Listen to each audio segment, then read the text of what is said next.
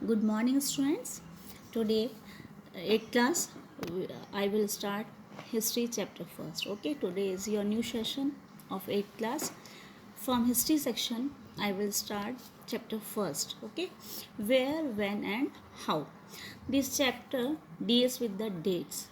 Okay ये जो chapter है आपके डेट्स हिस्टोरिकल जो डेट्स होती है उस पर आधारित है। ठीक है, कैसे वो यूज़फुल होती है उसके बारे में हम पढ़ेंगे। ठीक है, हिस्ट्री जो है उसके फर्स्ट चैप्टर में वेयर व्हेन एंड हाउ हम लोग मोस्टली जो है रिलेटेड इससे ही पढ़ते हैं, कहाँ कब क्या हुआ कैसे हुआ उसके बारे में। ये सिक्स स्टैंडर्ड सेवन्थ स्टैंडर्ड में भी आप ये पढ़ के आए हैं कि हिस्ट्री क्या है, बीता हुआ टाइम पीरियड के बारे में आप पढ़ रहे हैं, हिस्टोरिकल आर्कियोलॉजिकल सोर्सेस ये सब चीज़ें जो है आप पढ़ के आए हैं। ठीक है, उसी को हम आगे कंटिन्यू कर रहे हैं। आज फर्स्ट चैप्टर ले रहे हैं, उसमें आपके दे रखा है कि हिस्ट्री जो है उसका डेट्स के अकॉर्डिंग हमने उसको डिवाइड करा है हिस्ट्री को एंशंट, मिडाइवल एंड मॉडर्न। ठीक है, हिस्ट्री को हम 3 कालों के अकॉर्डिंग डिवाइड कर रहे हैं, एंशंट, मिडाइवल और मॉडर्न। ठीक है, प्राचीन, मध्यकालीन और मॉडर्न यानी आधुनिक। ठीक है, ये 3 काल के अकॉर्डिंग जो है हम टाइम पीरियड के अकॉर्डिंग हिस्ट्री को जो इवेंट्स हैं उनको हम डिवाइड करते हैं। क्लियर, आगे चले। हाउ इम्पॉर्टेंट आर डेट्स, ये डेट्स आपके लिए कितनी इम्पॉर्टेंट है। ठीक है, ये नहीं कि आर्यंस जो है 25 ईयर्स जो है उनको स्टेज में उन्होंने लाइफ को डिवाइड करा। ठीक है, यानी एक स्टेज है वो 25 ईयर्स की है। ठीक है, तो यानी 4 टुकड़ों में बांटा तो वो 100 ईयर्स मानते हैं आपके लाइफ पीरियड को, तो उस तरीके से हम डिवाइड कर रहे थे, ऐसा कुछ नहीं है। नेक्स्ट आपके progress of nation is just, आप देख सकते हैं जैसे आपका इंडिया है, पहले क्या था, आज के इकोनॉमिकल डेवलपमेंट में कितना आपने गेन किया है, तो एक डेट के अकॉर्डिंग जो है वो आपके लिए इम्पॉर्टेंट है डेट्स की, पहले क्या थे हम लोग को, हमने इकोनॉमिकल ग्रोथ कितनी करी है, तो उससे हम नेशन के लिए पता कर सकते हैं इकोनॉमिकल ग्रोथ आपकी कितनी हुई है।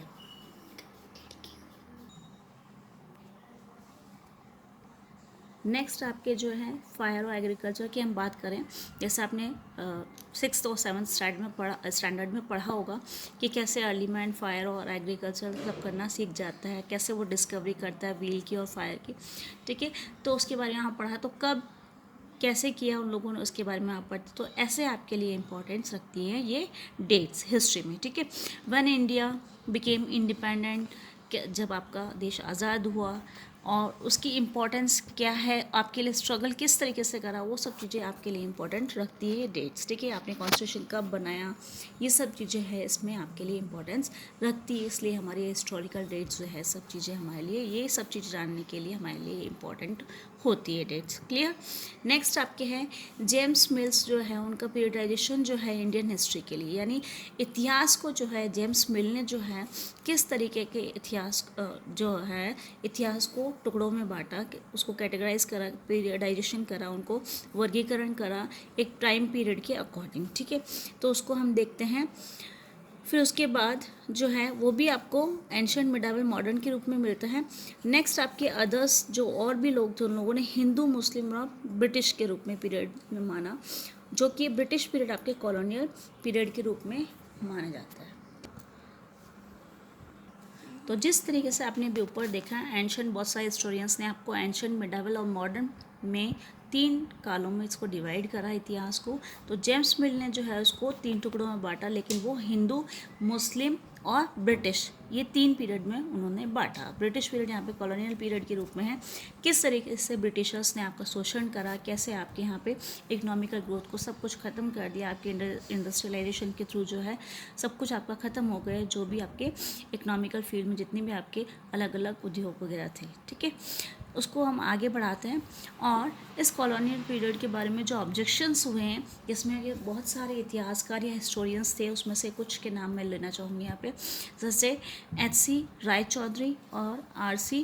मजूमदार और बहुत सारे इतिहासकारों ने इसका अपोज करा या क्रिटिसाइज करा, उसकी आलोचना करी कि हिंदू, मुस्लिम और ब्रिटिश ये 3 कैटेगरीज में हम डिवाइड करें, तो ऐसा हम लोग नहीं कह सकते। क्यों? क्योंकि why on the basis of religion, क्यों हम धर्म के आधार पर कह दें कि हिंदू, मुस्लिम और ब्रिटिश, तो ऐसा नहीं होना चाहिए। हम रिलीजन के आधार पर इस टाइम पीरियड को नहीं बांट सकते, इतिहास को धर्म के आधार पर नहीं बांट सकते। ठीक है, वो नेक्स्ट है many Hindus were also there, आपने देखा होगा बहुत सारे हिंदू राज्य भी थे जहाँ पे राजा थे, हिंदू थे, तो वो भी अच्छे सफिशिएंट थे, सिविलाइज थे वो लोग सब। जैसे हम देखें कि मौर्यन और गुप्ता पीरियड देखें तो उसमें वो लोग भी सिविलाइज थे, उनका शासन, उनका एडमिनिस्ट्रेशन जो था वो भी बहुत अच्छा था। तो हम हिंदू और मुस्लिम कैटेगरीज में इसको डिवाइड नहीं कर सकते, ऐसा उन्होंने क्रिटिसाइज करा। क्लियर। नेक्स्ट है आपके N outline of the time frame. जो आपका टाइम पीरियड है, टाइम फ्रेम को जो है हम किस तरीके से पीरियड्स में डिवाइड कर रहे हैं।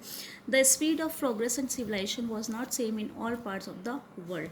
अगर आप देखें तो ये जो टाइम पीरियड को आपने देखा तो सेंचुरीज़ के अकॉर्डिंग, तो वो हर एक जगह पे जो टाइम पीरियड की प्रोग्रेस जो है वो स्पीड जो है वो अलग अलग हो सकती है। कहीं पे दूसरी सभ्यता का विकास हो चुका होता है, दूसरी जगह नहीं होता है।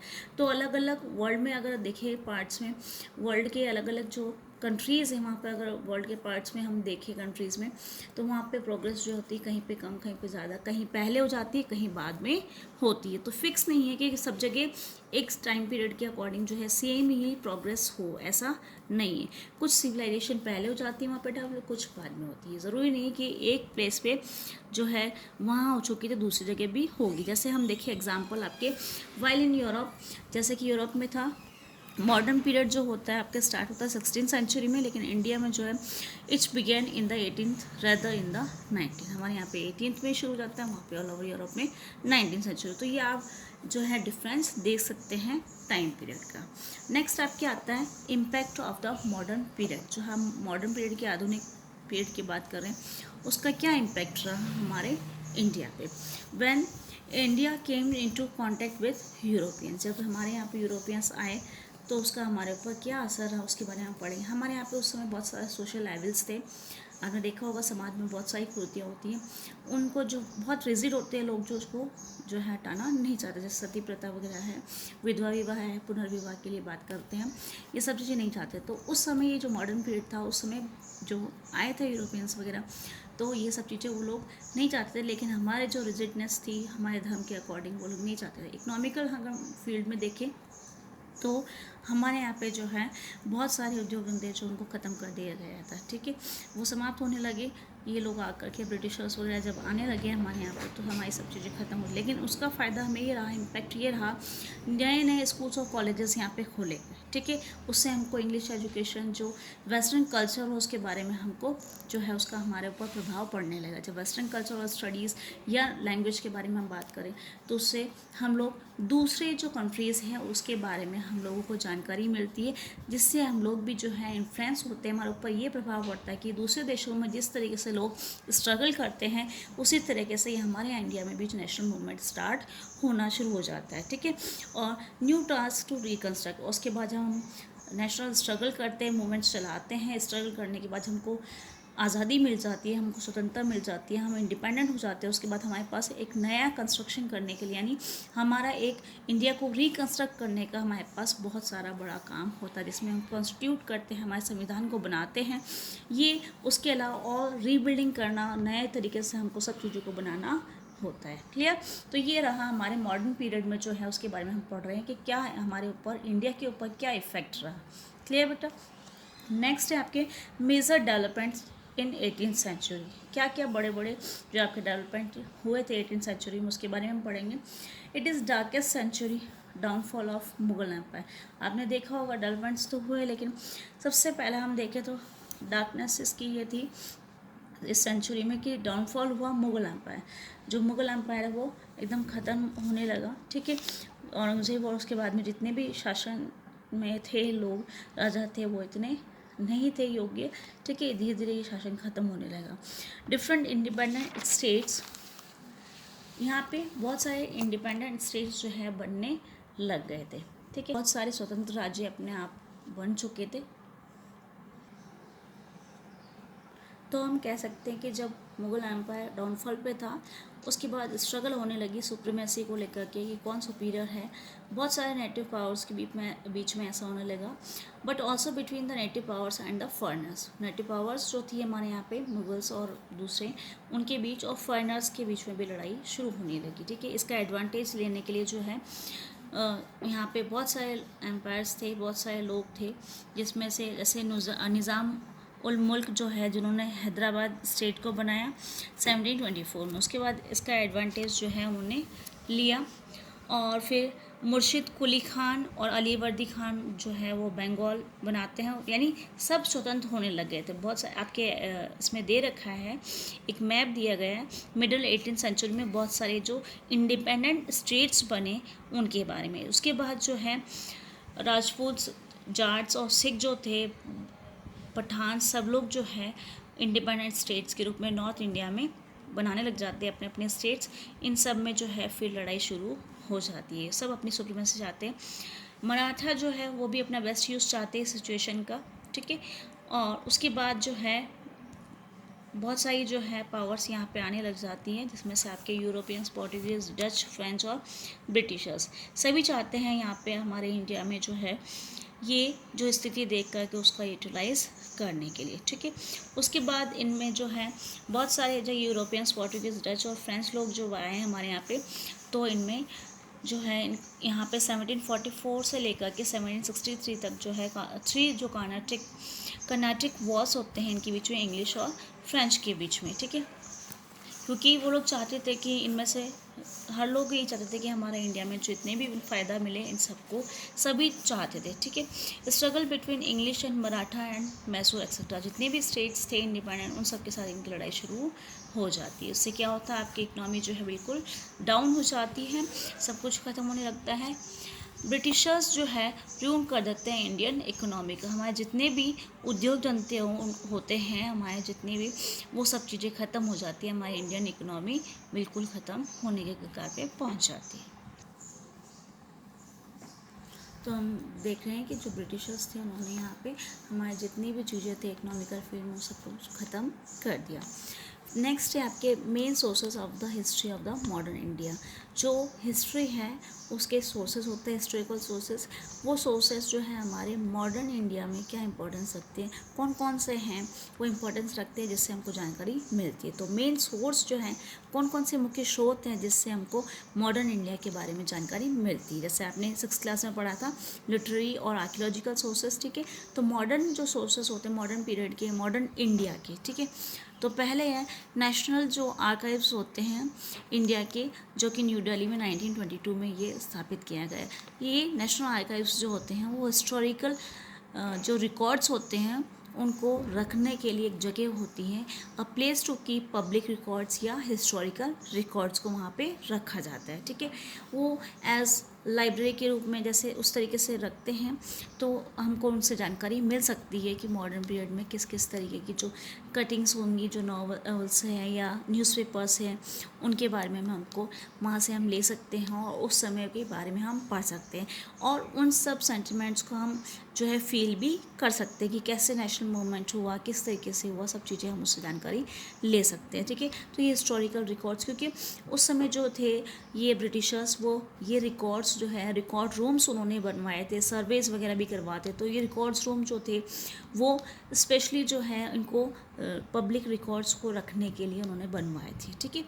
नेक्स्ट आपके प्रिंटेड बुक्स, आपने देखा था प्रिंटिंग प्रेस जब से आई तो यहाँ पे बहुत सारी बुक्स जो है ये इंस्पिरेटिव है, आपके इंस्पिरेशंस मिलती है इनके थ्रू, क्योंकि बुक्स और इनसे ही प्रिंटेड मटेरियल, मैगजीन्स, न्यूज़पेपर से ही जो लोग इंस्पिरेशन मिलती है उनको आगे बढ़ने के लिए, प्रोग्रेस करने के लिए। बहुत सारी बुक्स वगैरह हम लोग जो पढ़ते हैं, हम जो है एकदम से नेशनल स्ट्रगल हमने स्टार्ट नहीं किया, हमने बहुत सारी यूरोपियन कंट्रीज़ और बहुत सारी कंट्रीज़ से हमने देखा कि कहाँ पे किस तरीके से लोगों ने रिवॉल्ट करा, रिवॉल्यूशन वगैरह हुआ, कैसे रिवॉल्ट करा, कैसे लोग जो है करते हैं आंदोलन, उसके बारे में हमने पढ़ा। उसके बाद हमको ये आगे मिलती है जानकारी। तो ऐसे ही ये प्रिंटेड बुक्स जो है आपको मॉडर्न इंडिया के जो सोर्स के रूप में काम में आते हैं, जिससे आपको जानकारी मिलती है। क्लियर।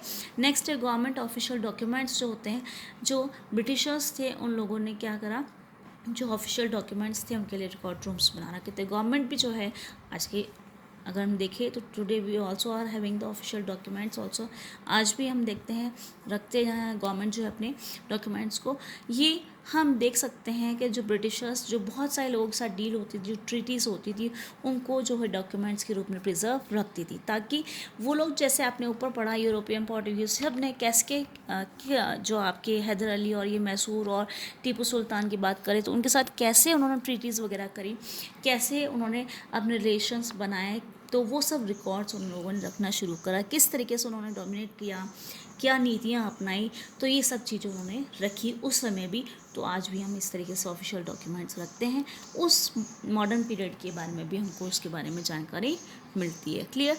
नेक्स्ट, न्यूज़पेपर, मैगजीन्स और पैम्पलेट्स वगैरह से भी हमको जो है, आज अगर हम पुरानी कटिंग्स न्यूज़पेपर्स की उठा कर के देखें तो हमें पता लगेगा कि किस तरीके से इंदिरा गांधी, राजीव गांधी, इन लोगों ने जो है देश को आगे बढ़ाया है। महात्मा गांधी ने जो है कैसे योगदान दिया अपना नेशनल मूवमेंट में, आपके राष्ट्रीय आंदोलन में किस तरीके से जो है अपना भागीदारी निभाई, उसके बारे में हम बता सकते हैं। नेक्स्ट आपके आता है हिस्टोरिकल बिल्डिंग्स। ठीक है, जैसे आपके इंडिया गेट है, पार्लियामेंट है और राष्ट्रपति भवन है, कब बनाए गए थे, क्या पर्पस है इन सब के, कब बनाया गया है, ठीक है, किस जो है जैसे महरौली और ये सब चीज़ें जो पिलर है, इन सब के बारे में आपको, लेकिन वो एंशेंट का था। ठीक है।